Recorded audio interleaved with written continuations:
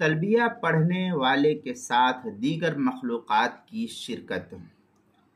چنانچہ تلبیہ کے ذکر میں ایک امتیازی بات یہ نقل کی گئی ہے کہ جب حج ہو یا اسی طریقے سے عمرہ، تو حج کرنے والا یا عمرہ کرنے والا احرام باندھ کر تلبیہ پڑھتے ہوئے جب چلتا ہے تو اس کے دائیں بائیں نباتات، پیڑ پودے، جمادات تا حد زمین اس کے ساتھ تلبیہ پڑھتے ہیں۔ یہ اللہ کا عجیب نظام ہے قدرتی۔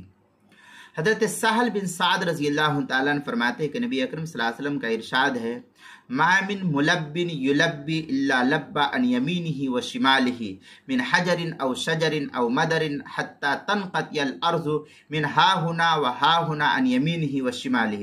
جامع ترمذی کی روایت ہے، حدیث نمبر 828، سنن ابن ماجہ حدیث نمبر 2921، الترغیب و ترہیب صفحہ نمبر 267 پر اس کو نقل کیا ہے۔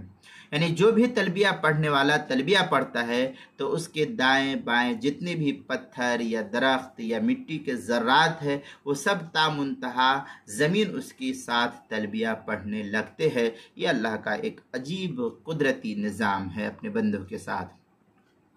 اب ظاہر ہے کہ جب پورا ماحول ہی تلبیہ کا ہو تو پھر اس کی کیفیت کا اندازہ انسان نہیں لگا سکتا ہے، اور اس تصور کے ساتھ تلبیت پڑھنے کا کیف ہی کچھ اور ہوتا ہے اور اس وقت کا انداز ہی کچھ اور ہوتا ہے۔ یہ وہی حضرات سمجھ سکتے ہیں جس کو اللہ تعالیٰ نے اس سعادت سے نوازا ہے۔